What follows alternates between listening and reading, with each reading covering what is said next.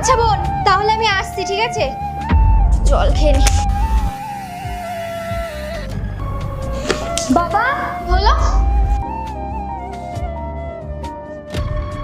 এতগুলো টাকা ও আমার ব্যাগে কেন ঢোকালো?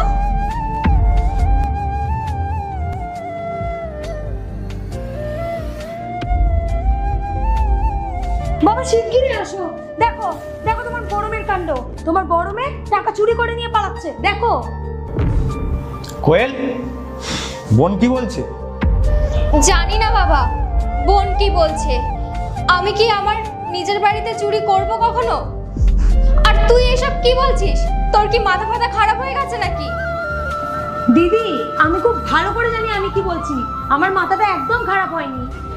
বাবা, আমি নিজের চোখে দেখেছি তোমার মেয়ে আলমারি থেকে টাকা বার করছে। আর আমি জানি এই টাকাগুলো ওর বরকে দেবে। ও বর তো কিছু ইনকাম করে না, তাই তোমার থেকে টাকাগুলো নিয়ে ওকে দেয়। আর বাবা, দিদি তো প্রতি মাসে এখানে চলে আসে।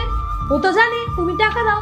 এই মাসে টাকা দাওনি, তাই ও ভাবলো আলমারি থেকে টাকা চুরি করে নিয়ে ওর বরকে দেবে। দেখ বোন, তুই এসব কি বলছিস? আমি প্রত্যেক মাসে এখানে আসি কারণ আমি বাবার কাছ থেকে দূরে থাকতে পারি না। বাবা আমাকে খুব ভালোবাসে, আর যখন এখানে তুই ছিলি না তখন এখানে আমি প্রত্যেক দিনই আসতাম। আর তুই কি বলছিস তোর জামাইবু ইনকাম করে না? সে আমার খরচা পুরো ভালোভাবে চালাতে পারে, আর আমার কোথাও চুরি করার কোনো দরকার পড়ে না। ও, তাহলে তুই প্রতি মাসে বাবার সাথে এসে দেখা করে এই সুযোগগুলো নিস? বাবা তো তোকে অন্ধের মতো বিশ্বাস করে, আর তুই বাবাকে অন্ধের মতো ঠকাচ্ছিস। আমার আসার আগে এই বাড়িতে যা হয়েছে, কিন্তু এখন তো আমি ফিরে এসেছি। এখন আর এসব এই বাড়িতে হবে না। ঠিক আছে ঠিক আছে, তোরা ঝগড়া করিস না, আমি এক্ষুনি আলমারি চেক করে আসছি। এক্ষুনি সব পরিষ্কার হয়ে যাবে, দুধের দুধ আর জলের জল। এতদিন অনেক টাকা চুরি করেছিস, এবার সব ধরা পড়ে যাবে।